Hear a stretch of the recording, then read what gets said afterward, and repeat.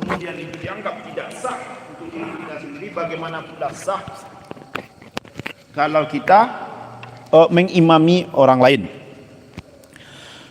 Kemudian wal arkanul muttafaqu 'alaiha 17.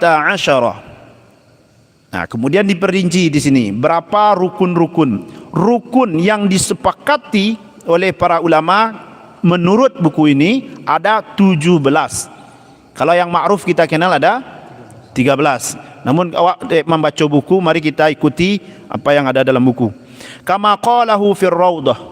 Ini sebagaimana yang dinukilkan dalam kitab Raudhah yang merupakan karangan Imam Nawawi. Yang pertama wahia an-niyatu. Yang pertama yaitu niat. Yang kedua takbiratul ihrami, yaitu takbiratul ihram, membaca Allahu Akbar yang pertama. Yang ketiga al-qiyamu lil qadiri, berdiri bagi yang mampu. Yang selanjutnya qiraatul fatihati, membaca al-fatihah.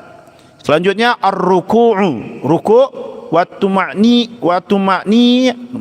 tuma'ninatu fihi, yaitu tuma'ninah. Yang keenam. Susunannya tak tolong Ustaz. Yang pertama, yang kedua, yang pertama niat. Kita kasih aja biar setelah di rukun pertama itu dikasih nomor satu. Nah, ya. Yang nomor satu niat, nomor dua takbiratul ihram, yang ketiga al-qiyam lil qadir, yang keempat qiraatul fatihah, yang kelima ar-ruku', yang keenam tuma'ninah, yang ketujuh al-i'tidal, berdiri dari ruku', yang kedelapan tuma'ninah fihi, artinya fihi itu dhamir muttasil itu kembali kepada yang terdekat, ya. Jadi konsepnya at-tuma'ninatu fihi, hi itu kembali kepada ruku'. Kemudian wal i'tidal wat tuma'ninatu fihi, hi itu kembali kepada i'tidal. Berarti pastikan ad-dhamir yarji' ila apa yang dekat padanya. Jadi jangan sampai beko ini hi, kembali lagi kepada ruku', bukan. Setiap ada wawnya itu berarti kembali yang dekat dengan itu. Kemudian was sujud wat tuma'ninah fihi. Sujud yang berapa tu Ustaz? Yang 10. Sujud dan tuma'ninah sujud itulah yang ke-10. Yang ke-10 enggak, kita ikut dipisahkan kayaknya enggak Ustaz? Supaya karena jumlahnya ujungnya 7 balik. Iya, makanya. Ya. Karena 7 balik masuk tuma'ninah. Tuma'ninah cik. As-sujud wa tuma'ninatu fihi, sujud 9, tuma'ninah 10, wal julusu baina sajadataini, dan duduk di antara dua sujud, yaitu duduk. Yang ke-11 tuma'ninatu fihi wat tasyahudul akhiru wal qu'udu lahu, tasyahud akhir dan duduk di sana. Tasyahud akhir artinya membaca tasyahud akhir, ya, qiraah. Dan qu'ud tu yang kita kenal sekarang itu duduk tawaruk, duduk tawaruk.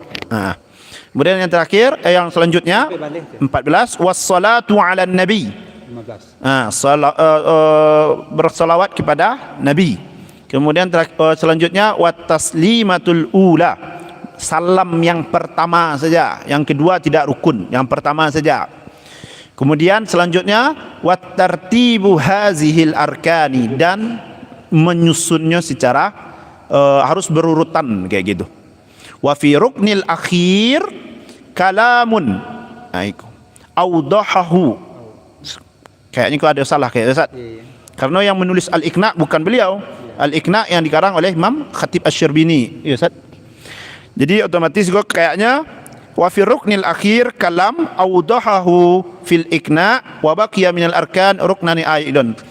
Pembahasan mengenai rukun akhir yaitu tartib kau biku dijelaskan lebih detail di bawah katanya. Kita jelaskan atau apa kan? Kita jelaskan sedikit Ustaz. Kita balik ke awal. Berarti di situ kita dikatakan seorang imam dikatakan sah menjadi imam, bahkan diri wak sendiri layak dikatakan sah menjadi solat kita apabila rukun dan syaratnya terpenuhi. Ingat, dalam solat ada yang namanya rukun, ada namanya syarat sah, ada namanya syarat wajib. Nah, mari kita bedakan. Kalau rukun itu namanya adalah tiang pondasi. Rukun jamaknya arkan. Kalau tidak ada tiang pondasi maka amalan kon jadi batal. Rumah kalau tidak ada tiang berarti runtuh. Sedangkan syarat itu adalah bagian kesempurnaan. Contoh yang pertama dibagi dua, ada syarat wajib, ada syarat sah. Syarat wajib artinya syarat yang mesti ada bagi seseorang tersebut, maka tertuntutlah baginya wajib melaksanakan ibadah tersebut. Contoh syarat wajib adalah ketika azan masuk, ya Ustaz? Waktu masuk. Waktu masuk. Kalaulah masuk waktu azan dak azan orang, maka di waktu itu syarat wajib sudah jatuh kawak. Tuh. Yang kedua syarat wajib adalah menghadap kiblat. Ya Ustaz? Kalau anda untuk salat maka wajib awak menghadap kiblat. Jadi kalau andaikan ndak menghadap kiblat awak, berarti sinan tu bermasalah awak. Itu syarat yang harus sempurnakan nantinya.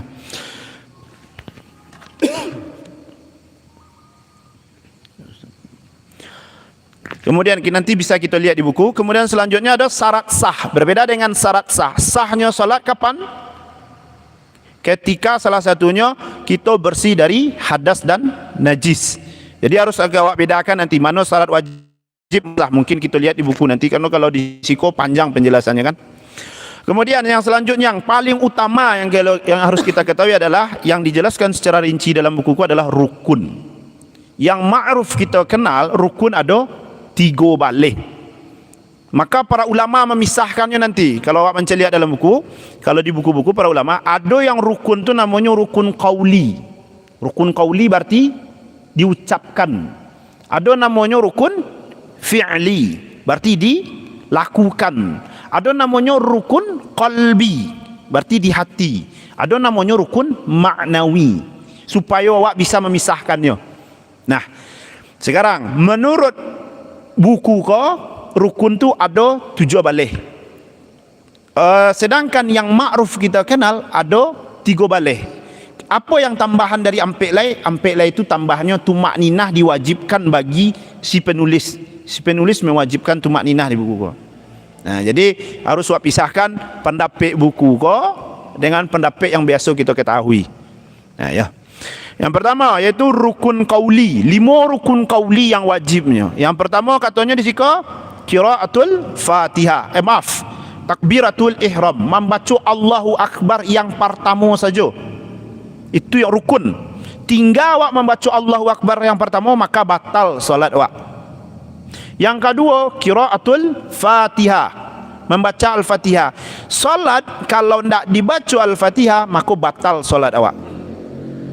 Yang ketiga tasyahud akhir, membaca at-tahiyatul mubarakatus salawatut thayyibatu lillah sampai assalamu alayna wa ala ibadillahi shalim. Itu rukun yang ketiga. Yang keempat rukun qauli yang ketiga. Rukun qauli yang keempat yaitu membaca salawat Nabi. Wajib membaca salawat minimal, tolong dibenarkan Ustaz, minimal Allahumma salli ala Muhammad wa ala ali Muhammad. Ya betul Ustaz? Enggak. Kalau yang rukun itu hanya salawat kepada Nabi saja. Salawat kepada Nabi. Jadi kalau ada nanti awak salat, tasyahudnya itu membaca Allahumma salli ala sayyidina, Allahumma salli ala Muhammad atau Allahumma salli ala sayyidina Muhammad. Potong sampai situ sah salat. Sah salat. Dan di sebagian kitab itu dikatakan salawat kepada alil bait dan ashabi Rasulullah itu sunnah. Masuk sunanis salah. Dalam salat. Dalam salat. Jadi asyhadu an la ilaha illallah wa asyhadu anna Muhammadar Rasulullah. Allahumma salli ala Muhammad Wa ala ali Muhammad. Itu sah sampai situ? Sah. Wa ala ali Muhammad itu sunnah. Sunnah. Wa ala ali Muhammad itu sunnah. Jadi makanya awak sering menceliak capek orang ketika tahiyat. Jadi kata tahiyat itu kan kalau rukun yang ketiga tadi setelah Allahu Akbar, Al-Fatihah, kemudian tasyahud akhir, awak cuma baca at-tahiyatul mubarakatus salawatut thayyibatu lillah. Assalamu alayka ayyuhan nabiy wa rahmatullahi wa barakatuh. Assalamu alayna wa ala ibadillahi salihin. Ashhadu an la ilaha illallah wa ashhadu anna Muhammadar Rasulullah ada, wa ashhadu anna Muhammadan abduhu wa rasuluhu ada. Kemudian itu berhenti, itu tasyahud. Itu yang tasyahud akhir. Kemudian Allahumma salli ala Muhammad.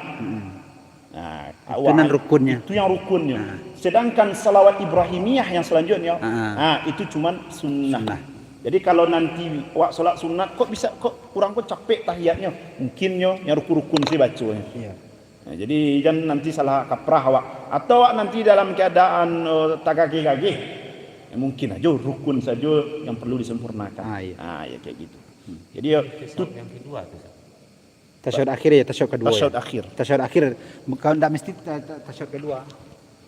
Kalau di salat subuh kan cek tasyahud itu. Nah, kan? Jadi kita lanjutkan sedikit. Kemudian wassalatu ala nabi, salawat kepada nabi. Berarti batasnya Allahumma salli ala Muhammad. Kemudian wat taslimatul ula, salam yang pertama. Nah, itu 5 rukun qauli. Allahu akbar, al-Fatihah, tasyahud akhir, salawat kepada nabi dan salam. Sedangkan rukun fi'li 6. Yang pertama berdiri. Maka dikatakan sini tu wajib untuk solat wajib awak berdiri. Nah, untuk solat sunat di sini tu boleh tidak berdiri. Makanya Rasul ada dalam riwayatnya solat di atas unta. Seperti itu. Karena itu solat sunat, bukan solat wajib. Kalau solat wajib, wajib berdiri. Terus bagaimana awak kalau dalam keadaan yang lain-lain nanti kita bahas lebih detailnya setelah pembacaan kitab lah. Kemudian yang pertama berdiri, yang kedua rukuk. Kau yang makruf kita pelajari dulu, yang 3 balik. Rukuk. Kemudian setelah rukuk, i'tidal, berdiri dari rukuk. Kemudian selanjutnya adalah sujud. Kemudian duduk di antara 2 sujud. Kemudian sujud yang akhir. Bang? Berapa tu? Berdiri, rukuk, i'tidal, sujud. Kemudian duduk di antara 2 sujud. Sujud akhir. Bukan ni bang? Tasyahud. Duduk tawarruk. Duduk tawarruk akhir. Yang sujud yang tadi itu kan sujud itulah dihitung 2 di sini langsung. Ya. Disebutkan cek tapi berfungsi. Disebutkan cie tapi maksudnya 2. Jadi maaf. 5 tadi rukun qauli. Kemudian tambah rukun fi'li ada 6. Yaitu yang pertama berdiri, rukuk, i'tidal, 2 sujud. Kemudian duduk di antara 2 sujud. Yang ke-11 duduk tasyahud akhir. Itu wajib tu. Atau yang lebih dikenal kita duduk tawaruk kalau bahasa. Namanya di sini kok. Tawarruk. At-tawarru' ya. Al-qu'ud alaih. Qu'ud lahu. Kemudian tu yang 6. Berarti beratu sebalik. Tinggal 2 lagi. Yang 2 lagi apa? Rukun qalbi. Yang pertama, yang ada 2 balik rukun qalbi. Mana rukun qalbi? Meniatkan. Yang terakhir rukun ma'nawi, bersusun. Dauliyah dulu lo sujud daripada rukuk. Nah, tu bahaya. Kan hal-hal model itu jangan sampai terjadi, tapi tidak ada yang terjadi di awak. Kemudian masalah detailannya ada bikun nanti Ustaz. Ya. Kemudian yang terakhir katanya tartibu hazil arkan, menyusun dari rukun-rukun tersebut. Dan dalam buku iko ditambahkan yaitu tumakninah. Ini maksud dengan tumakninah yaitu berdiam sebentar, sejenak.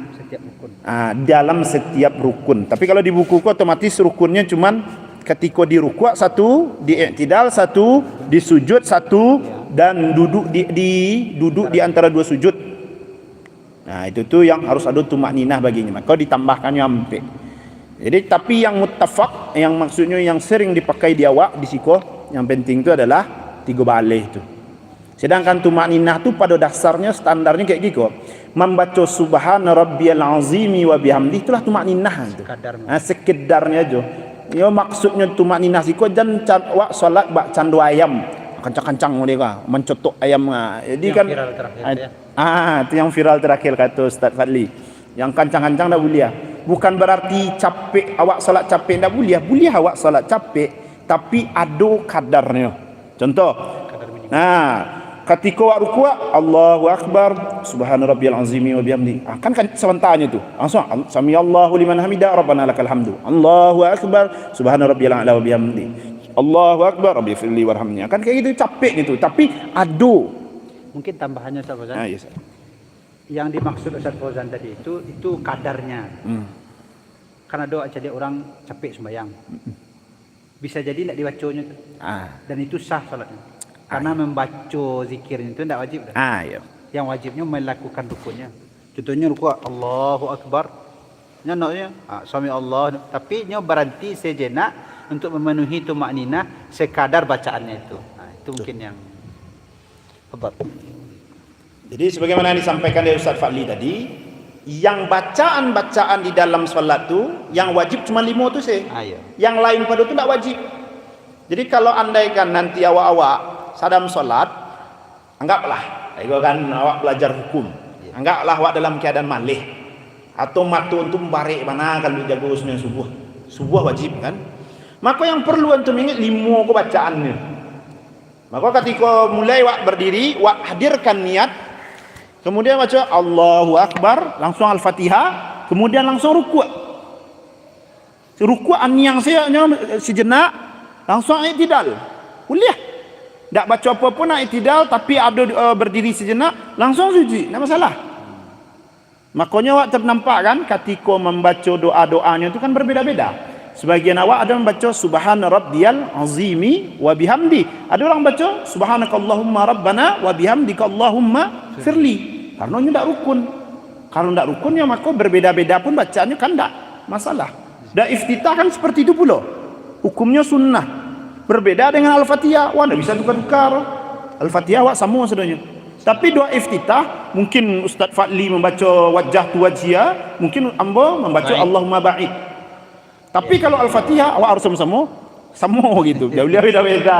Batal salat awak biko. Jadi rukun qauli ko yang perlu dihati-hatikan. Nah, ya nak. Jadi ko ilmu sama ilmu, karena kalau ndak susah, kalau ndak tahu awak model ko biko awak menyangko kan, ba aku capek nanya solat ba. Yang pentingnya lah mendapatkan, lah melaksanakan sesuai dengan standarnya. Ada tumakninah, itulah halah tu. Kok ndak pun yang membaca kalau awak membaca doa apa? Doa yang tidak apa? Sebagian orang baca Rabbana lakal hamdu hamdan katsiran thayyiban mubarakan fi Rabbana lakal hamdu mil'us sama. Ada yang kayak gitu. Kan panjang-panjang tu. Atau awak baca ketika apa? Doa duduk di antara dua sujud. Allahu akbar rabbighfirli warhamni wahdini wa'afini wa'fu anni. Itu ada pendek. Ada yang sisian rabbighfirli warhamni wajburni warfa'ni warzuqni wahdini wa'afini wa'fu anni. Panjang kan? Atau yang sih tidak baca, tidak ada masalah. Itu Ustaz. Jadi tidak usah awak bercakap masalah sunnah. Ini kan sunnah itu kan berarti dilakukan boleh dengan sempurna, tidak dilakukan dengan sempurna pun awak solat awak tetap dihukumi sah. Nah, itu perlu didudukkan apalagi seorang imam masalah perkara model itu. Jadi sesuai yang ma'ruf, yang rukun ada 3 baleh. Sedangkan dalam buku ko ampe baleh ditambahkan tumakninah pada rukuk, pada i'tidal, pada sujud dan pada duduk di antara 2 sujud. Alhamdulillah. Aduh cik tekanan. Ya Ustaz. Yang tidak boleh itu adalah yang perlu diperhatikan. Mungkin tidak membaca jauh lebih aman daripada membaca yang tidak boleh dibaca. Bilingual contohnya. Ini berzikir atau bermohon meminta doa tapi bahasa awak. Itu tidak boleh ada ya Allah. Dia nak kaujian kok. Kaujian beko kan? Ya. Ya Allah. Ya mudahlah ya Allah ujian usul fikih beko ya Allah acaranya kok. Oh langsung batal sekali sembahyang tu. Elok diam saja. Nya sunat situnya tapi jadi tukar-tukar ke lain bahasa. Itu nampak je. Allah a'lam. Itu kan membaca dalam hadis bahwasanya bahwasanya tempat yang paling dekat bainal abdi wa rabbih yaitu sajid, dalam keadaan sujud. Bukan berarti mentang-mentang bacaan sujud tu sunnah kemudian boleh-boleh saya tukar. Ya Allah juara 1 lah ambo, tak bisa.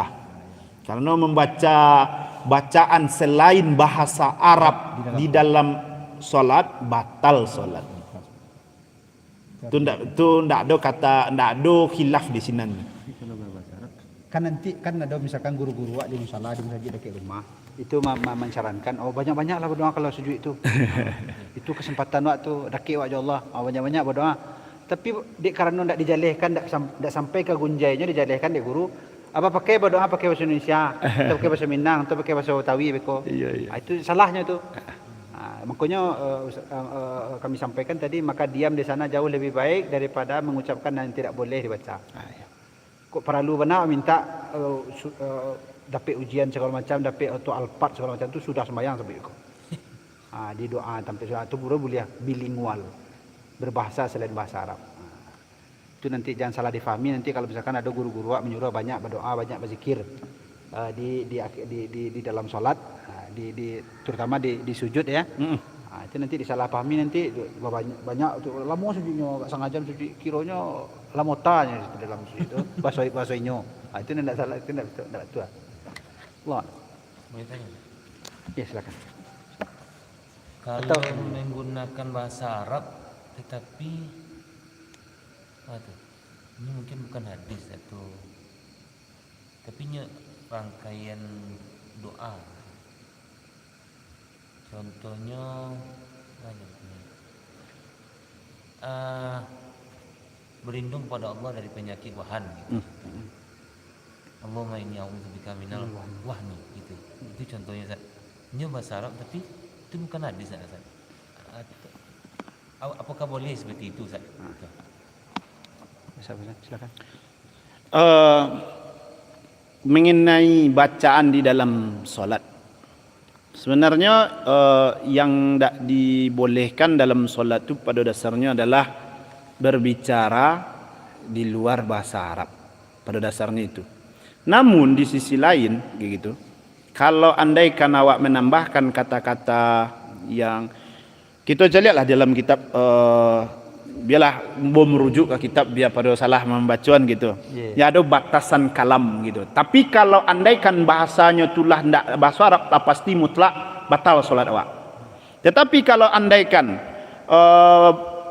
bacaannya bahasa Arab tetapi di luar dari bacaan solat, dibatasi dek para ulama. Tak boleh terlalu banyak kayak gitu. Contohnya ketika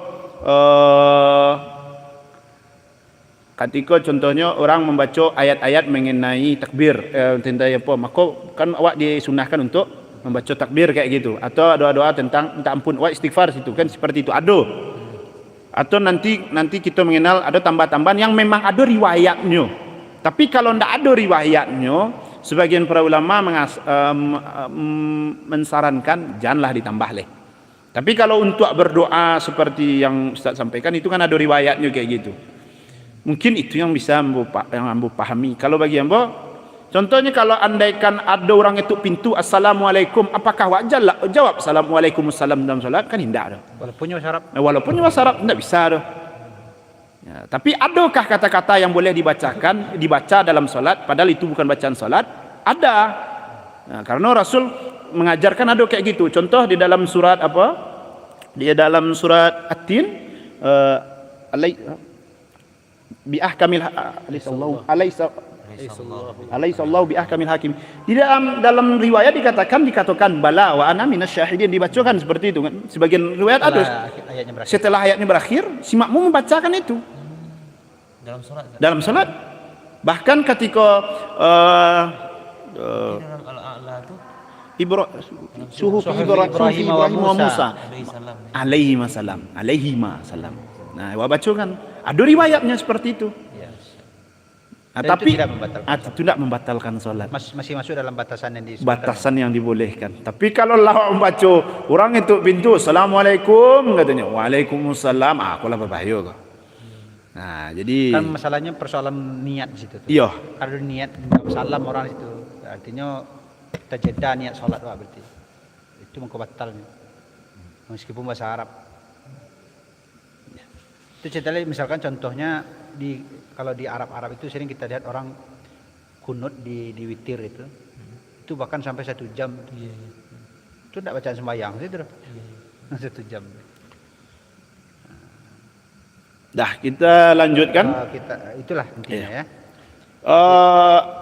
Yang ambo ulang seketik, kalau syarat wajib solat yang kita kenal menjadi yang mewajibkan awak solat, jadi agak bermulakhabat tadi macam-macam puas dan Ustaz. Yang pertama yaitu urus Islam kan kayak gitu. Yang kedua baligh kan batasannya adalah 15 tahun. Ya, syarat sah. Syarat. Mohon maaf agak bercampur-campur dan ketika menyebut yang syarat sah dan syarat wajib. Syarat wajib kalau ada modeko wajib bagi orang tu. Yang pertama Islam, yang kedua baligh, yang ketiga adalah aklu, berarti harusnya orang dalam keadaan berakal. Jadi orang majnun, sobi, orang gila, anak kecil, maka tidak termasuk yang diwajibkan untuk solat. Yang keempat, taharatu minal haid wan nifas, dia harus bersih dari haid dan nifas bagi perempuan. Kemudian yang kelima, bulughud dakwah, sampai dakwah ke mereka. Kalau dakwah tidak sampai secara sempurna ke mereka, maka tuntutan taklif untuk solat tidak wajib. Nah, itu perlu di pembahasan lebih detail nantinya. Kemudian lanjut syarat sah. Nah, kau yang syarat sah. Nah, jadi bedakan ya syarat wajib dan syarat sah. Kalau syarat sah yang pertama itu dukhulul waqti, masuk waktu. Jadi ada yang bertanya di kampung, kalau andaikan lunazan orang bolehkah awak solat? Kalau andaikan waktunya lah masuk, sekalipun si muazzin belum azan, awak lah boleh solat. Sekalipun si muazzin sedang azan, bolehkah awak solat itu? Boleh awak solat itu. Awak belajar secara hukum. Tapi adabnya adalah awak tunggu selesai azan. Kemudian awak baru solat mungkin berjamaah, kan itu lebih bagus. Tetapi apakah boleh awak ketika si muazzin azan tu awak solat? Boleh. Karena pada dasarnya adalah dukhulul waqti, masuk waktu. Entah si muazzin dalam beknya azan. Nah, ya kan? Kemudian selanjutnya adalah istiqbalul kiblah, menghadap ke kiblat. Makanya menghadap kiblat itu menjadi syarat yang mana harus dilengkapi. Makanya dianggap sah tak sahnya salat harus lengkap itu. Kemudian yang ketiga, at-taharah anil hadasain, bersih dari dua hadas. Yang pelajaran gua ke petang, hadas kecil dan hadas besar. Berarti kalau hadas besar awak lah mandi wajib, hadas kecil awak pastikan awak sudah berwuduk. Kemudian yang keempat, taharatu anin najasati fis thawbi wal badani wal makani, suci bersih dari najis tiga aspek. Mana tiga aspek tu? Baju nan awak pakai, badan awak, kemudian terakhir tampik awak sujud. Nah, jadi harus bersih tiga tu. Makanya pastikan baju yang awak pakai adalah baju yang bersih dari najis. Kemudian pastikan badan awak ndak ada di sini tu najis. Kemudian tampik suci awak pastikan di situ tu bersih dari najis. Tiga hal tu perlu awak perhatikan sebelum solat. Makanya si imam kadang mengindak-indaan karpet solat, mungkin ku ada yang mungkin bangkai-bangkai ketek-ketek itu ya tu. Itu awak maklumi karena di situnya menjaga kesucian tampik solat. Kemudian taharatu yang keempat, yang kelima yaitu itu yang paling perlu bana, satrul aurah, menutup aurat. Yang aurat dalam solat, aurat dalam solat tu baina surra wa rukbah bagi laki-laki. Harus tatutui antara pusik sampai lutut. Itu wajib. Kalau tak buka seketik itu tu maka batal solat awak. Sadang solat batal langsung solat awak. Jadi kalau jangan sampai nanti awak berimam kepada orang yang ketika rukuk, mohon maaf, nampak balahiku kayak gitu. Itu sering kejadian. Ambo dulu pernah di Kairo ketika tu diimami dek mahasiswa, dek sama-sama mahasiswa, nyo imam, kemudian pas rukuk nampak auratnya di belakang kau. Maka ketika itulah yang dipakai ilmu tu mufaraqah, memisah awak langsung. Apakah solat awak perlu dibatalkan? Tidak. Yang batal solat imam ni. Iya, yang si imam tu sinan batal solatnya. Berjamaah awak mungkin tak dapik le, tapi daripada berjamaah kepada imam yang tak pantas, berdosa besar awak nanti. Maka lebih baik awak memisahkan diri. Di sini tu maka diajarkan mufaraqah dalam solat. Jadi satrul aurah ko sangat perlu bana. Apalagi nanti kajian untuk amak-amak batasan aurat Ustaz ya.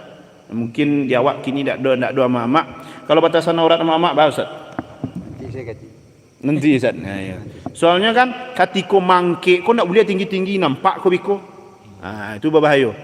Kemudian ada pembahasan lebih detail mengenai aurat perempuan kau gitu.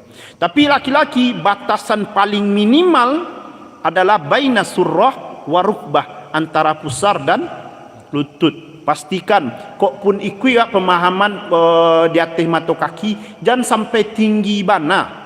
Ketika jadi kawan-kawan yang salafiyah gitu mengikuti mazhab salafi yang di atas mata kaki, terlalu tinggi bana katiko nyo sujud tak angkik kuah nampak lutut ko jadinya. Karena ada beberapa kawan ustaz yang memang pemahaman salafi dek tinggi bana ustaz, tangkik ketika salat itu batal tu. Anda bisa indak dah gitu. Ikuilah awak anda permasalahkan mazhab orang deh. Tapi kalau dalam salat itu berbahaya. Jadi hati-hati tentang syarat sah ko. Kemudian sebentar Ustaz. Tapi mungkin nanti perlu kita lihat lagi lah. Kan dalam teksnya itu kan apa? Wa auratur rajuli ma bainas surrati war rukbah. Apakah surah dan rukbahnya termasuk aurat atau tidak? Itu perlu nanti kita lihat lagi. ya. Artinya ini sembayangnya, tapi lututnya ya terbuka kita. Apakah lututnya masuk? Apakah lutut masuk atau tidak? Ya. Itu berarti itu yang perlu awak pahami.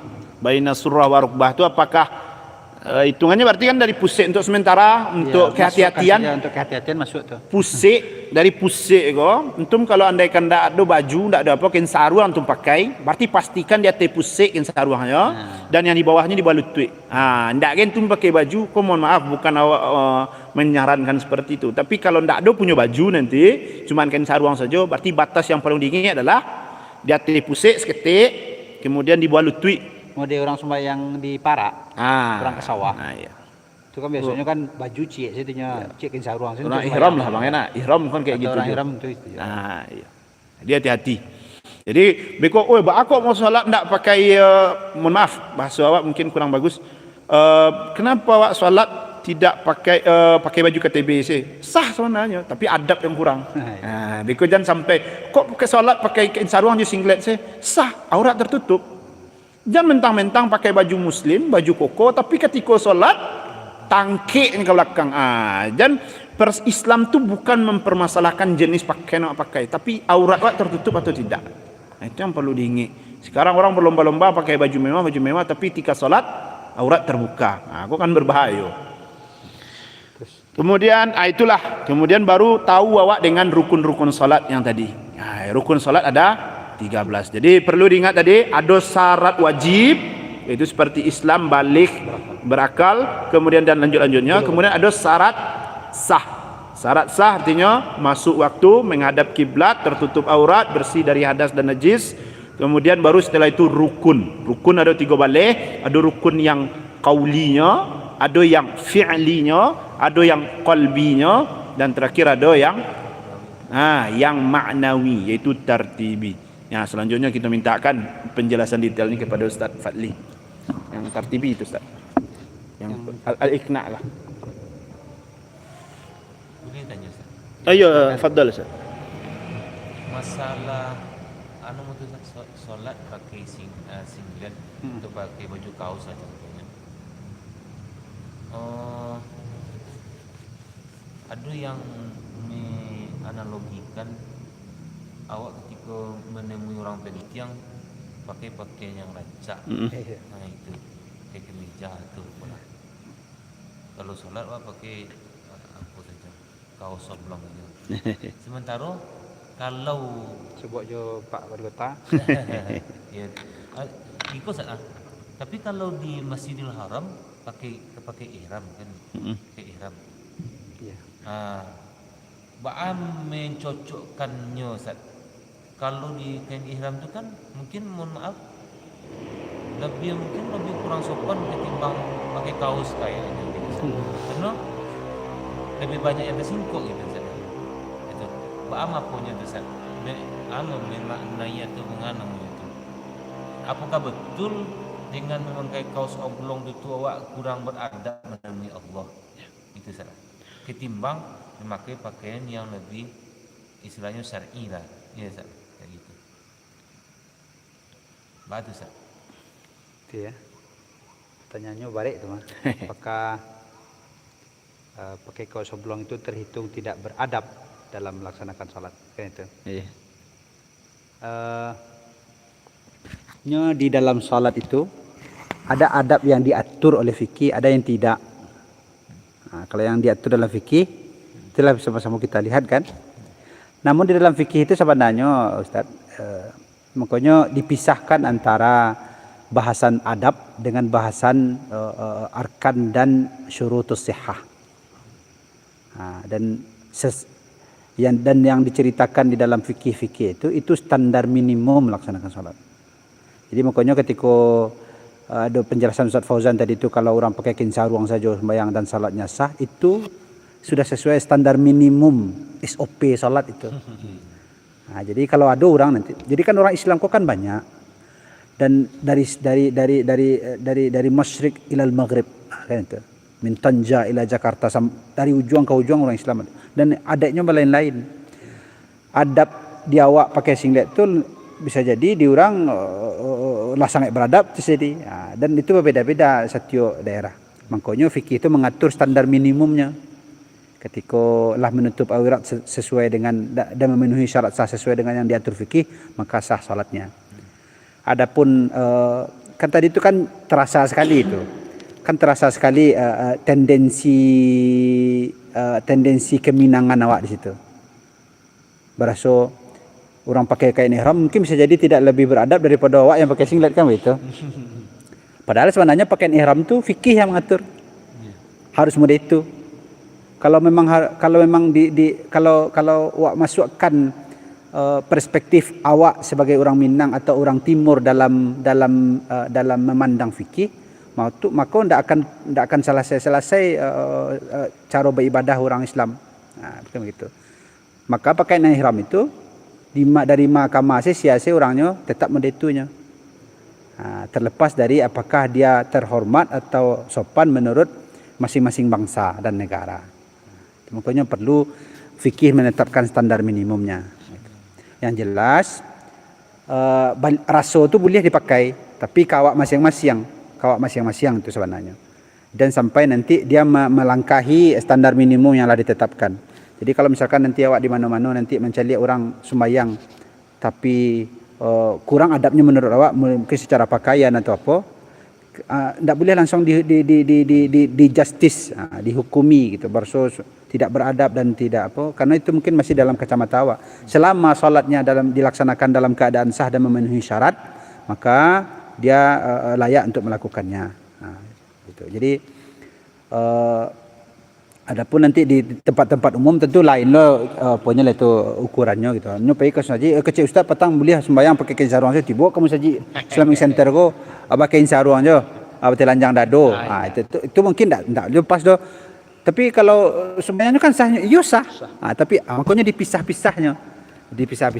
Jadi nanti sembahyang tu tidak bisa fikih saja doh, tidak bisa adab selo saja doh, gitu kan. Nanti ada porsinya masing-masing. Makanya kalau tidak dikaji sesuai porsinya nanti bahayanya. Mangko anak-anak muda kini payah sembahyang Jumat. Karena menyangkut sembahyang Jumat itu harus pakai kopiah, pakai baju koko, pakai kain sarung. Karena itu dia jangan kayaknya.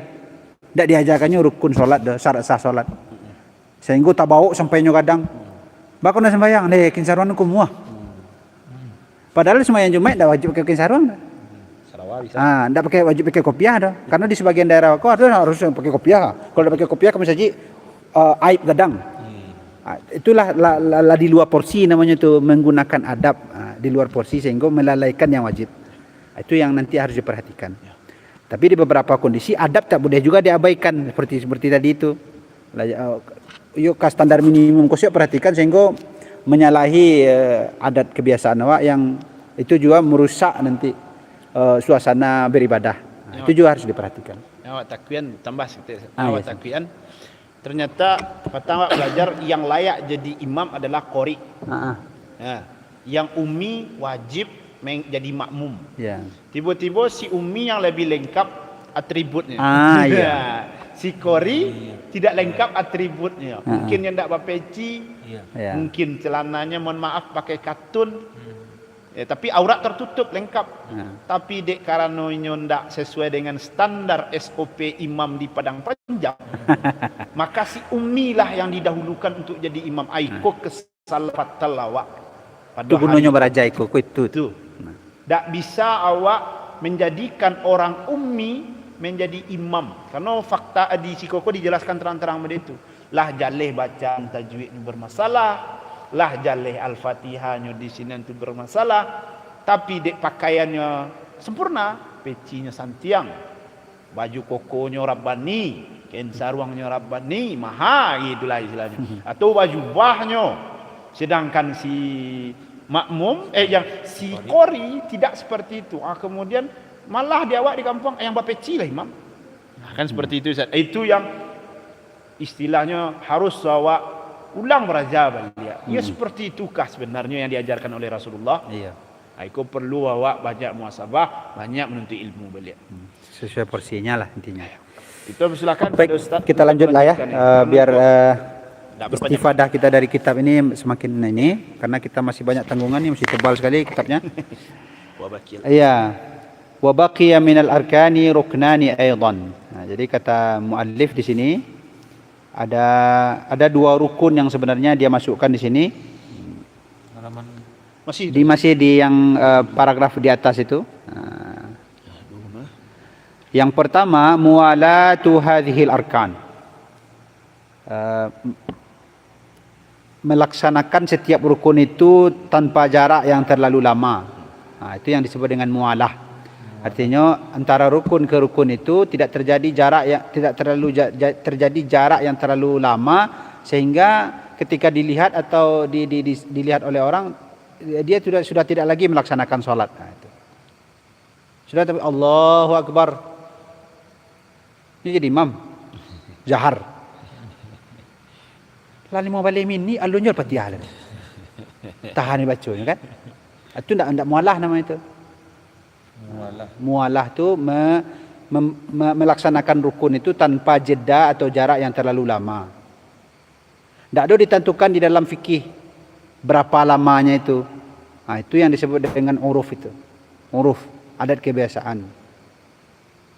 Kalau misalkan memang contohnya pergi merantau ke Tanzania contohnya misalkan. Kira di Tanzania itu 5 minit kiranya. Jarak takbiratul ihram ke apa tu? Ala biasa lah situ itu. Itu uruf namanya. Tapi di kampung kan ada orang mengajar itu dah. Ada tidak terlalu lama jaraknya gitu. Sama nanti dengan berwudu itu. Melaksanakan wudu itu ada juga mualah di situ. Jadi mualah tu kalau dalam wudu tu apa namanya? Ayyaghsila apa? Udwan qabla ayyajifal udwu qablahu. Itu sebenarnya membasuh anggota wuduk berikutnya sebelum kariang lo anggota wuduk yang lah dibasuh sebelumnya. Kalau sudah basuh muka tu, memang tahu kawan kan, tadi di mana tahu belum. Allah kariang muka tu, baru pindah ke tangan. Atau dah boleh. Walaupun tertibnya, tapi tidak mualah namanya. Itu tidak boleh.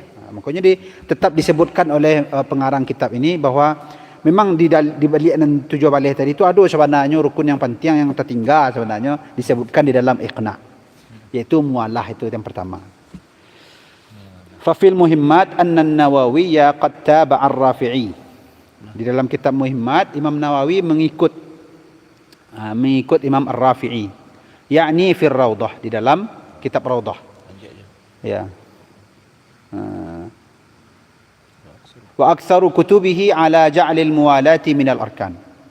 Dan kebanyakan buku Imam Nawawi. Ya, buku Imam Nawawi itu menjadikan muwalah tadi itu keterangan Imam Nawawi di banyak kitabnya itu mengatakan bahwa muwalah masuk rukun.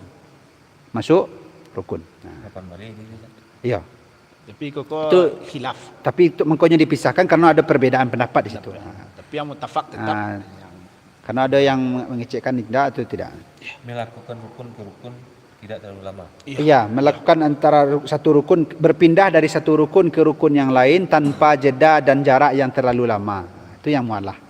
Kayak orang sujud lama mana, itu tidak lelok. Iya. Memang betul, perpanjanglah sujud, betul. Tapi jangan panjang mana. Terlalu panjang. Iya, terlalu panjang. Soal nanti Aisyah terkejut sujud Nabi lama sehingga dia menyangka bahwa Nabi sudah meninggal itu, itu tuh ada syarahnya tuh. Ada syarahnya. Dan dipahami hadis kok butuh guru itu. Jadi dalam fikih kau sewa sehingga kuil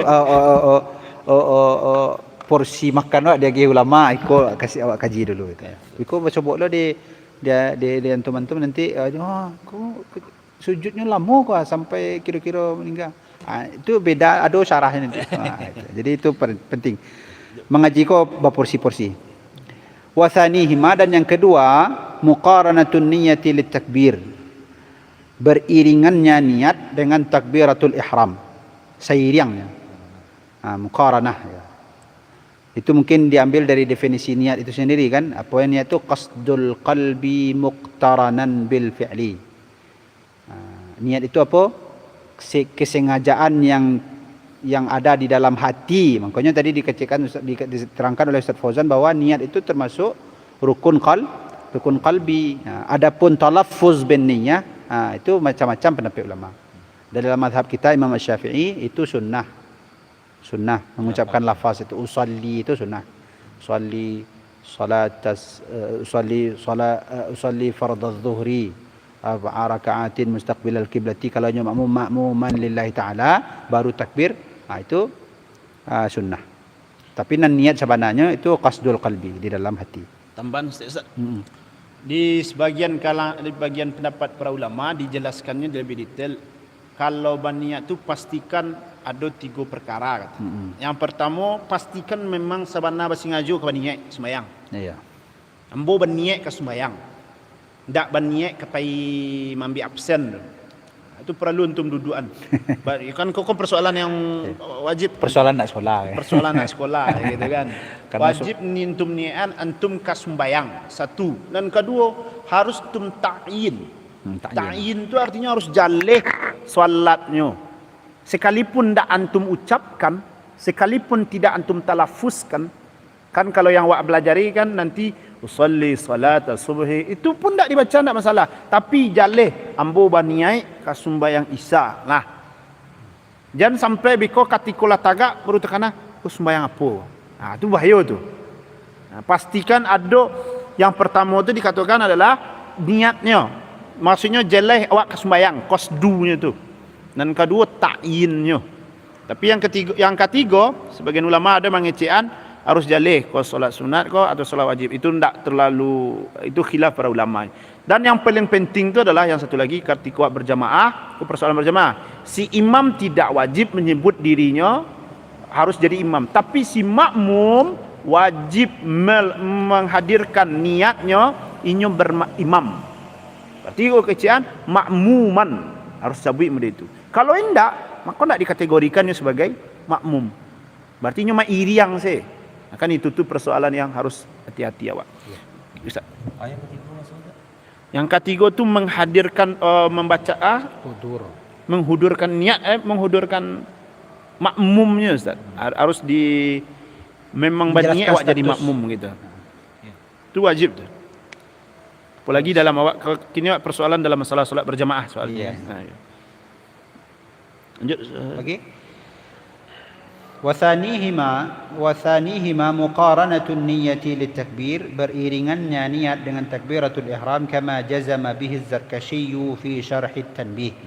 Sebagaimana dipastikan oleh Imam Az-Zarkashi di dalam syarah tanbih, haitsu qala, di mana dia mengatakan di sana, baqiya minal arkani muwalatu hadhihi al-arkan wa muqaranatun niyyati litakbir. Ya. Itu teksnya yang disebutkan oleh Imam Zarkashi di dalam kitab Syarhut Tanbih. Jadi masuk rukun katanya, muwalah, terus kemudian beriringannya niat dengan takbir. Hadza kalamuhu. Ini perkataannya Imam Zarkashi. Wa minhu naqaltu. Ya. Yep. Dan darinya itu aku ambil teks ini, nukil. Waqad awdahtul kalama ala hadha ma'a kayfiyatil muqaranati fil iqna'. Ini di sini awdahtu katanya. Bisa, atau ada kemungkinan tak mungkin Imam Al-Manufi ini punya kitab Iqna juga namanya. Mungkin bisa jadi ya. Bisa jadi. Beliau juga mengarang kitab Al-Iqna juga namanya. Kemungkinan. Karena Iqna itu banyak juga. Awak tidak merujuk mana ya? Tidak terlalu mengetahui apa saja kitab-kitab ini dikarang oleh Imam Abdus Salam Al-Manufi. Jadi bisa jadi. Mungkin. Karena ada kerancuan juga di beberapa paragraf antara awdahtu atau awdaha begitu. Sehingga timbul kerancuan bagi awak apakah memang Iqna yang dimaksud di Sikoko, apakah memang Iqna Imam Syirbini atau Iqna memang yang beliau yang mengarang. Tapi kalau memang dijalihkan di Sikoko untuk sementara, kita anggap bahwa ini memang kitab yang beliau karang. Waqad awdahtul kalama ala hadha, tentang perkara muqaranatu an-niyah li takbir, beriringannya niat dengan takbir itu serta mualah itu, aku terangkan persoalannya itu di kitab yang Iqna yang telah aku karang, fal yutlab, maka boleh di fal yatlub, carilah. maka carilah. Mungkin tambahan Ustaz, tentang muqaranatun niat. Bagaimana bentuk muqaranatun niat di takbir Ustaz? Apakah konsepnya tu ketika takbir tu hadir niat tu, atau muqaranah tu maksudnya niat lu baru takbir? Kayak gitu Ustaz. Atau pas Allah, kan kayak gitu. Itu kan makna muqaranah tu kan menghadirkan atau mengiringkan. Konsep iring kok sebelum kemudiannya sesudah ataunya bersamaan. Bersamaan, kalau muqaranah itu bersamaan. Jadi ketika pertama mulai niat tu. Itu yang muqaranah. Jadi beda jo taba'a yutabi'u. Muqaranah ko nyoka modelnya. Tapi kalau taba'a yutabi'u ko modelnya kan. Ko di muka, ko di belakang. Ko taba'a yutabi'u ko. Cie dulu baru duo. Tapi kalau muqaranah baik yang ketika si A mulai, si duo tu langsung merangkik lah. Ketika takbir kali mulai Allahu Akbar, niat main di situ. Niat sembahyang. Berakhir di ra. Di bar. Tapi niat itu tetap harus konsistennya sampai akhir solat. Itulah modelnya. Itu ya. Jadi pemasangan niat itu ketika hamzah di takbiratul ihram tu Allah Akbar. Gua kerja sendiri Ustaz. Iya, makanya muqaranah bahasanya. Makanya muqaranah bahasanya. Kalau sembahyang sadul tu. Ya, makanya perlu solat subuh berjamaah. Iya. Berjamaahnya tak perlu Ustaz. Ambo baniai sembahyang subuh makmum lah tu. Rakaatnya Tak perlu rakaat tak perlu, istiqbalul kiblah tak perlu, yang tiga tu sih perlu. Baniai ka sembahyang, jenis sembahyang dan sebagai makmum. Itu wajib di kana. Jadi solat awak. Itu makanya kadang ada sebagian orang buat cari solat lamu kalau saya apa-apa awak di kampung dulu kan, mungkinnya mengaji juga guru-guru Syafi'iyah aku kok. Buya-buya dulu tu, itu kan lama Allah. Sembahyang solat awak. Itu dia nyawa sedang main dengan niatnya tu. Yang pertama jadi makmum. Jadi sebenarnya kan tak perlu mungkin kalau pikirkan seperti apa agak ribet wanya. Sebenarnya kan Allah tabayang kini ambo kan niat sembahyang Isya, berniat sembahyang dan Isya sembahyangnya jadi makmum. Terbayang tu. Nak menghadap kiblat tak perlu dibaca. Menghadap kiblat tu syarat sah. Syarat sah, bukan kesengajaan dalam niat. Tak perlu awak bacakan dalam niat. Kalau andaikan awak berniat menghadap kiblat tapi awak nak menghadap kiblat, lah jadi batal. Walaupun awak baca mustaqbilal kiblat. Itu makanya disunnahkan talaffuz di dalam mazhab Syafi'i itu karena menghadirkan hudur tadi itu. Istihdar ya, Bang. Jadi ketikanya la mulai usolli tadi itu, lari lapihkannya urusannya yang lain sehingga fokus dengan niatnya ketika Allahnya mulai. Nan diusollikannya tadi itu mulai lah bisa dipasang itu. Itu maksudnya itu. Kajian niat ku panjang Ustaz. Kajian niat itu panjang sebenarnya. Itu makanya di dalam mazhab yang kita gunakan mazhab Syafi'i itu kental bana dengan usollinya. Agar itu sebenarnya. Tapi apakah itu wajib dilafazkan? Tidak. Tapi tetap saja tidak sampai pada standar wajib karena di dalam mazhab pun sudah dijelaskan bahasa niat tadi itu ya qasdul qalbi tadi itu tidak ada perbedaan di situ. Bahasa niat itu adalah kesengajaan hati, itu tidak ada perbedaan dah. Adapun talaffuz mengucapkan usolli tadi itu, di situ tu ada hikmah, ada tujuan yang di Ini lebih mengingatkan kehadiran. Itu ketikanya bawa salim gitu. Terlepas dari itu nanti kita kaji lebih lanjut. Insyaallah. Karena itu panjang sangat. Wa amma syurutu faqala, ini sebenarnya sudah dijelaskan oleh Ustaz Fauzan tadi. Adapun syarat maka dikatakan oleh Imam Nawawi di dalam Zawaidur Rawdah qala sahibut tahdhib syurutu salati qabla syuru'i fiha khamsah. Syarat-syarat salat itu sebelum masuk ke dalam salat, melaksanakan salat itu 5 syarat sah. Ya, syarat sah. Yang pertama at-taharatu 'anil hadathi wan najasi. Suci, bersih dari hadas dan najis, tadi telah diterangkan oleh Ustaz Fauzan. Wa saturul aurah, menutup aurat, wa istiqbalul qiblah, menghadap kiblat, wal ilmu bidukhulil waqti yaqinan aw dhannan bijtihadin wa nahwi. Ya. Dan ilmu. Ya, mengetahui masuknya waktu, baik yakin dia dengan masuknya lah pastinya 100% berasa waktu lah masuk, au zannan atau Perkiraan. Perkiraan berat kalau waktunya lah masuk. Tapi bijtihad. Bijtihad dengan usaha. Tak zona-zona je. Ada usaha yang dilakukannya sehingga muncul rasa di dalam hatinya baik kayo berasa waktu lah masuk. Zon itu tidak sampai ke derajat yakin, tapi nyo di atas syak, di atas 50 lah tiba. Contoh sederhananya mungkin awak ke sawah. Jadi awak tak bawa jam dan sawah awak jauh dari tua masaji. Artinya tak terangah semua sekali. Ya. Dicaliak ke langit, matahari lah di atas kepala. Wak tunggu sebentar, rupanya lah zawal. Ya. Lah turun seketik. Ya. Lah nampak bayangan. Berarti itu lah masuk waktu. Ya. Walaupun orang alun azan. Itu zon bijtihad. Tapi dengan ilmu. Ya. Bukan dengan takut-takut. Tapi ilmu. Ilmunya apa? Waktu zuhur masuk ketika matahari lah tergelincir seketik. Lah bayangan lah mulai keluar. Itulah masuk waktu. Jadi tidak harus lu antum caliak jam. Jam 2.30 lah. Tapi bayangan lu keluar lah. Aku kan berbahaya sebenarnya. Jam ku hanya membantu. Pada dasarnya harus mencaliak dengan konsep Islam. Fadol selanjutnya. Apa Ustaz? Kalau kasus apa? Kasusnya apa Ustaz?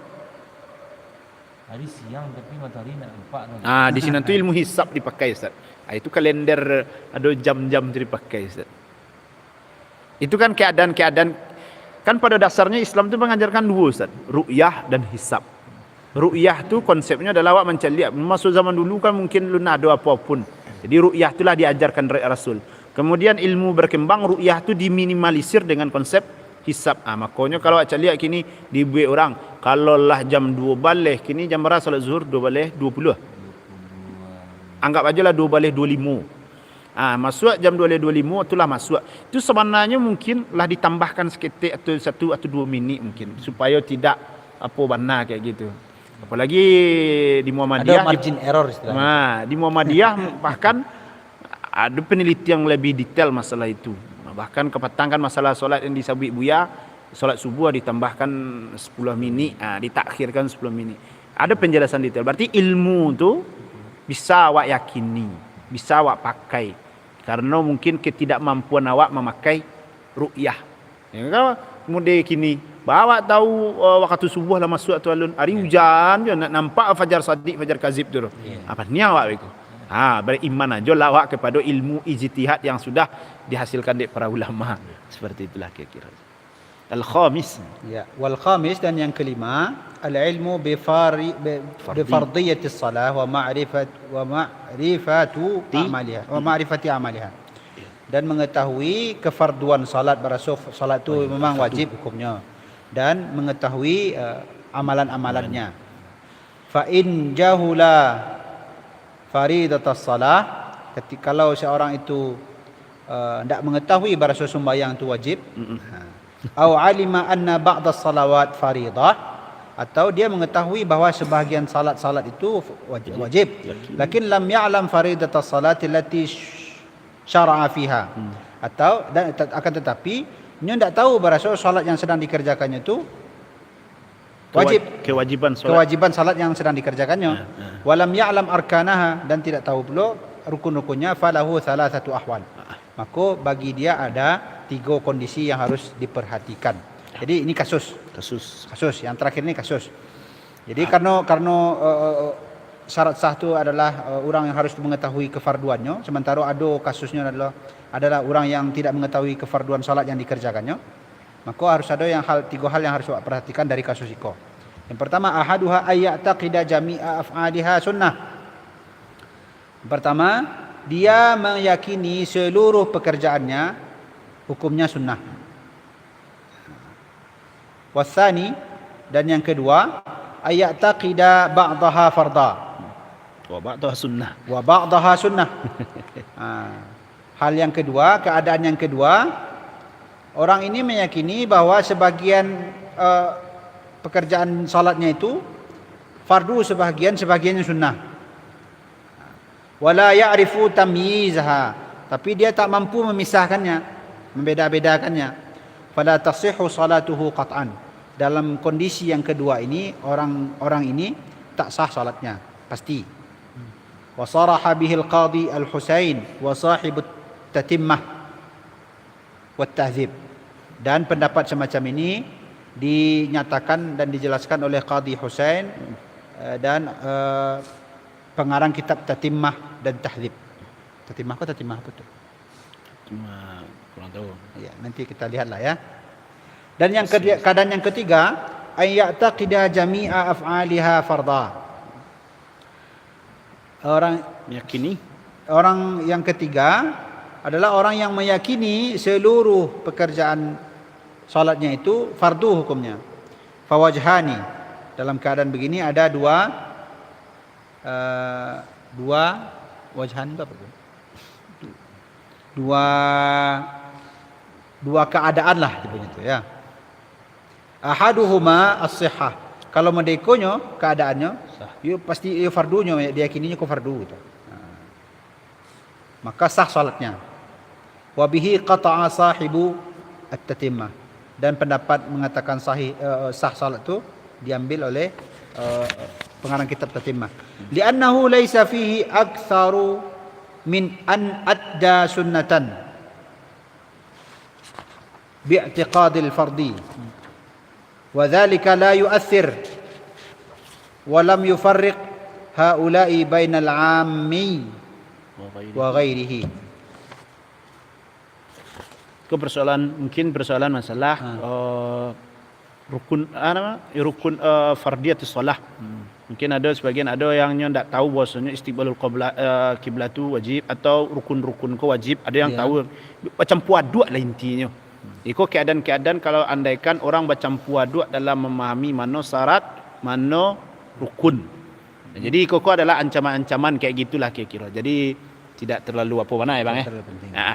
Awak yang awak butuhkan sekarang jarang sekali terjadi pada kondisi orang kalau laka jadi imam. Tapi kalau zaman sekarang awak kalah. Sebenarnya di kampung awak sebenarnya banyak mana Ustaz. Orang tak tentu ma beda antara rukun salat, ma sunat salat. Itu pula banyak tu. Bekonyo lah heboh ma baca Allahumma ba'id kah atau wajah tu. Oh wajah tu nan wajib, wajah tu nan batu. Itu masalah. Wajib. Allah atau Allahumma ba'id yang benar tu yang lebih rancak tu ma ba'id. Aku masalah. Mewajibkan yang memfardukan yang bukan fardu, itu berbahaya. Itu tu yang diancam-ancam di Sikoko dijelaskan lebih detailnya. Kita yang apa aja? Kita lanjutkan tu. Ghazali langsung. Qala al-Ghazali fi al-Fatawa. Imam al-Ghazali di dalam kitab Fatawa mengatakan al-'ammiyyu alladhi la yumayyizu fara'idha salatihi min sunaniha. Orang-orang umum atau orang-orang awam yang tak mampu dan tak punya kemampuan memisahkan mana fardu salat, mana yang sunat-sunat salat, salatuhu sahihah. Salatnya itu sah. Bisyarat, dengan syarat alla yaqsida at-tanaffula bima huwa fard, dengan syarat dia tidak menyengaja berbuat menjadikan itu sunat salat dengan sesuatu yang dia ketahui bahwa itu wajib. Lah jalehnya tahu tu satu rukun, disengajonya menjadi sunat. Fa inna wa tanafful. Fa inna wa tanaffula, kalau dia berniat untuk melaksanakan nafilah atau sunnah, lam yu'taddu biha, maka tidak terhitung, tidak sah. Fa idza ghafala fa idza ghafila 'an tafsil fa idza ghafila 'an at-tafsil fanabah jahla fi ibtida'i kafiyah. Apa tu bacaan Ustaz Fazan? Kurang dapat lah Ustaz. Fanabahal jahla fil ibtida' kafiyatan. Maka bahas selamat. Ini fi ibtida' kafiyah. Itu kita tinggalkan ya. Tapi intinya pemahamannya adalah yang ammi itu adalah orang yang tidak bisa membedakan mana yang rukun, mana yang sunat. Nah, itu. Namun apakah solatnya sah? Sah. Selama dia tidak menjadikan yang fardu itu sunat. Rukun tu sujud kau tak wajib-wajib naroh. Nah, atau baca Al-Fatihah kau tak wajib-wajib naroh. Itunya merubah yang wajib menjadi sunat. Itu berbahaya. Nah, maka itu tu di sini. Tapi kalau andaikan dianggapnya semuanya tu harus sempurna, nabah. Kan seperti itu dikatakan. Salatuhu sahihah bi syartin alla yaqsidat tanaffula bima huwa fardun fa inna wa tanaful lam yu'tadda bihi. Ya. Dengan syarat orang ammi walaupun tak mampunya membedakan, tapi syaratnya tidak boleh merubah posisi yang fardu menjadi sunnah. Tapi kalau sunnah dirubahnya fardu, mungkin boleh-boleh aja. Ya, tapi tidak dipermasalahkan bagi ammi. Ya. Pokoknya yakin yang iftitah ku harus wajah tu, ya tidak masalah. Kau yakinnya tidak masalah. Tapi kalau andaikan dirubahnya, Al-Fatihah aku nak wajib doanya, aku bermasalah leh. Itu bermasalah lagi. Mungkin kayak gitu pemahaman. Ya Ustaz. Wa huwa zahir. Wa huwa zahir. هذا كلام الغزالي وهو الظاهر الذي يقتضيه ظواهر أحوال الصحابة رضي الله عنهم فمن بعدهم ولم ينقل أن النبي صلى الله عليه وسلم ألزم الأعرابية بذلك ولأمره بإعادة صلاة من لا يعلم هذا والله أعلم. Jadi Arabi sama je orang-orang kampung awak. Tak tentu dia tentunya wajib ya Rasul ajarkan ambo supaya masuk syurga. Sembahyang. Alah, mula sembahyang ya Rasul. Tu ala ya Rasul. Ya, jangan makanan haram. Alah ya Rasul. Jadi Rasul tak ada majan dulu tu ikut rukun. Ikut sunnah.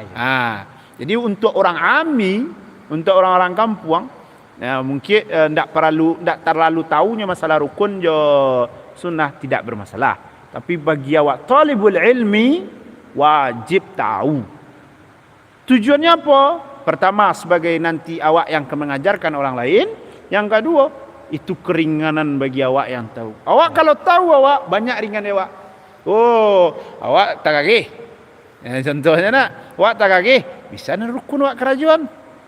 Atau contoh orang berilmu tu, ketika mereka tahu bahwasanya perjalanan mereka tu lebih dari 80 kilo, maka diizinkan di sini baginya untuk menjamak solat. Itu kan ilmu tu. Tanya orang kampung, banyak orang tak tahu tu.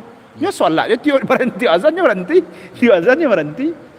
Tapi awak orang berilmu ada kayak gitu. Itu fadlul alim alal abid. Keutamaan orang alim dibandingkan orang biasa, orang ibadah biasa bagaikan bintang dibandingkan dengan seluruh kawakib, planet-planet. Jadi mulia awak alim tu. Jadi harus antum tahu mana yang rukun-rukun salat, mana yang sunat-sunat salat, kemudian mana yang syarat sah dan mana yang syarat wajib. Itu yang dijelaskan, ditekankan di bab di kajian yang nomor 7 itu intinya. Jadi pastikan awak Jadi kita cukupkan sampai di sini. Di yang poin yang ke-7. Itu panjang berarti memang.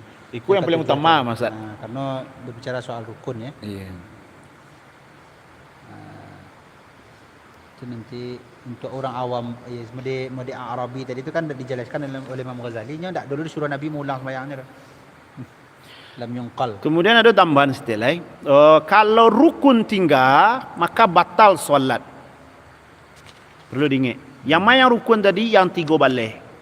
Yang tasyahud awal bagaimana kalau andaikan awak solat 4 rakaat? Nya sunnah. Tinggal awak tasyahud awal. Contoh awak lah di rakaat kedua langsung saya tagak ke rakaat keempat, lupa awak tasyahud awal. Langsung tagak awak ke rakaat ketiga, lupa awak tasyahud awal. Maka solat awak tidak batal. Cukup sujud sahwi. Ya. Ingat, tak perlu antum batalkan solat. Sunnah abad. Itu namanya sunnah abad. Nah, Jadi itu di sinan tu sujud sahwi. Dan yang paling sering yang aneh orang tak ngerti yang namanya sujud sahwi. Nyo lupa satu rakaatnya sujud sahwi. Itu ndak. Kalau lupanya dan yakinnya tinggal harus wajib ditambahkan. Karena itu rukun. Tak sujud sahwi solusinya dah. Karena awak harus mendudukkan. Kalau rukun tinggal satu batal solat. Yang 3 balik ko, yang maaf, yang rukuk sujud itu setiap rakaat. Lupa antum setelah walad dolin amin langsung antum sujud. Tu tinggal rukuk, tinggal i'tidal. Berarti yang 1 rakaat tu batal. Nah, sekarang pertanyaannya. Kalau andaikan awak dalam 1 rakaat tu lupa baca Al-Fatihah, berarti otomatis rakaat tu awak batal. Bagaimana, apakah solat awak harus dibatalkankah atau awak tambahkan lagi 1 rakaat lagi? Sebagian para ulama mengatakan cukup tambahkan saja 1 rakaat lagi. Karena awak meyakini yang 1 itu batal. Berarti yang batal itu seperti itu, Ustaz. Kalau menurut Buya Yahya ditambahkan aja 1 rakaat lagi kayak gitu. Tak perlu dibatalkan dalam salat. Jadi tinggal rukun tu tasihhu salatuhu dalam salat. teks fikih itu tu berarti maksudnya sah rakaat tipenya tu ya. Ya. Kalau lengkap 1 rakaat itu rukun salat berarti sah rakaat itu. Ya. Kan sebenarnya dalam fikih itu tasihhu salatuhu bahasanya. Kalau seandainya ndak do itu do la tasihhu salatuhu. Kalau seandainya ndak do Al-Fatihah do la tasihhu salah katanya. Betul. Jadi persepsinya batal salat kecilnya. Kecilnya. Ya. Kampi-ampiknya batal. Walaupun yang sedang dikarajokan tu rakaat kedua. Tapi kalau menurut diulang sadurnya dia kalau dalam pemahaman. Kalau dalam yang diterangkan oleh Ustaz Fauzan tadi, satu saja. Itu makna dari la tasihhu salah di situ itu parsial tu tibonya. Artinya rakaat yang bersangkutan saja yang tidak sah sehingga kata Buya Yahya tadi Ustaz ya. Maka ditambahkan saja nanti di akhir. Nanya balik ke TC lagi. Atau giko mengqada rakaat yang batal. Kalau sepengetahuan ambo seperti itu, nanti kalau andaikan ada nanti kita punya kitab yang lebih detail merujuk, mungkin kalau ada pembanding nanti mungkin kita bahas lagi. Tapi sejauh kau yang ambo ketahui dan ambo pelajari, kalau andaikan lupa Al-Fatihah contoh atau salah satu rukun bermasalah dalam 1 rakaat itu senan batal. Maka batal rakaat itu berarti harus diganti rakaat selanjutnya. Kayak gitu. Ditambah berarti. Karena rakaat itulah pasti batal. Sebelum salam berarti ditambah. Diikuti kalau konsepnya contoh awak lupa, berarti yang batal ikut berarti awak lanjutkan bagaimana salat di awal dia gitu. Tanpa salam awak dulu. Tanpa salam awak dulu ya. Tapi itu kalau 3 rakaat namanya Ustaz. Kalau 3 rakaat itulah ngiko. Tambah di akhir berarti. Kalau 3 rakaatnya ngiko Ustaz. Yakin tak awak dulu kan konsepnya 3 rakaat dengan sengaja itulah pasti batal. Tapi kan awak tinggal dek karena ragu. Kalau tinggal dek karena ragu, yakinkan dulu. Yakin awak solat awak bara. Kalau yakin awak solat ke 2 rakaat maka bode konsep patang al yakin la yuzalu bisyak. Yakin tak akan bisa diganggu oleh keraguan. Maka tambahkan saja 1 rakaat lagi. Tapi kalau yakin awak lah hampir rakaat solat contoh model itu, maka tak perlu awak tambahkan sujud sahwi di sinan. Pada dasarnya sujud sahwi itu sunnah. Kok pun tidak sujud sahwi tidak masalah. Tapi keberadaan sujud sahwi untuk menghindari ada was-was lah. Khalal. Jadi jangan nanti nyo lupa setelah sahut awal, maka nyo wajib sujud sahwi. Tidak, sujud sahwi hukumnya sunnah. Tidak pun dilakukan tidak bermasalah. Nah, jadi jangan menambahkan yang bukan rukun. Nah, itu berbahaya nantinya. Itu tambahan Ustaz Fauzan. Terkait teknis lupa tadi itu atau ragu tadi tentang rakaat salat itu, dia teknisnya itu dibahas di dalam bab istishab di dalam usul fikih. Ya. Dalam bab istishab nanti kalau antum belajar usul fikih nanti dalam bab istishab itu diberikan contoh persis tentang kasusnya itu. Artinya nanti kalau keraguan-raguannya itu kan kalau ragu itu berarti ada 2 tuh di situ atau bahkan 3. Kalau sembahyang zuhur berarti kan sampai rakaat tuh. Berarti pasti ada keluar 2 angko di situ. Ndak ci angko tu dah pasti. Kalau ci angko yakin namanya tu. Ndak ragu namanya tu. Lah pasti sampai sembahyang atau lah pasti 3 sembahyang. Tu yakin namanya. Tapi kalau nyo ragu pasti 2 angko. Kalau 2 angko ragu maka angka yang terkecil yang dijadikan pedoman. Betul. Lah 2 atau 3 sembahyang.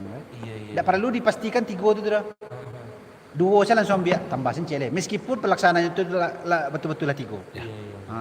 Jadi akhirnya 5 sembahyang Pak. Ya. Itu tak jadi masalah dah. Tapi awak yakin itu ampek.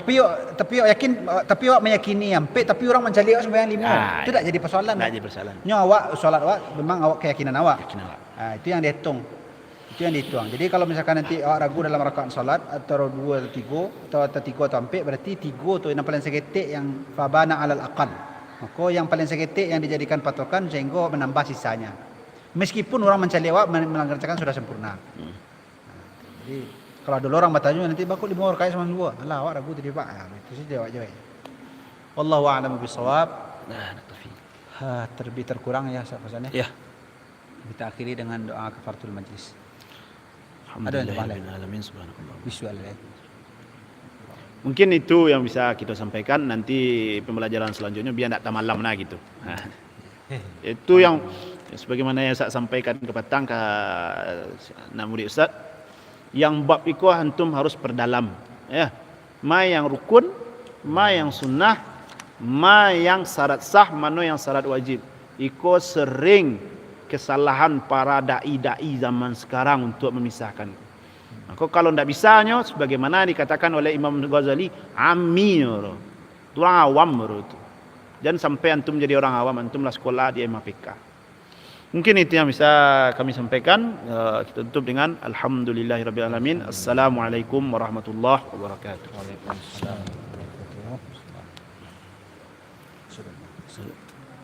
Sudah 10 hari. Mulai lambat tadi. Boleh kalau begitu. Sejam setengah masa deh. Yang di Kulon dan baru tak buka. Ini belum ya. Ya lebih. Nanti dia belum. Hah? Oke. Lah pamit. Bang keteh bah. Kate. Keteh bah. Ya.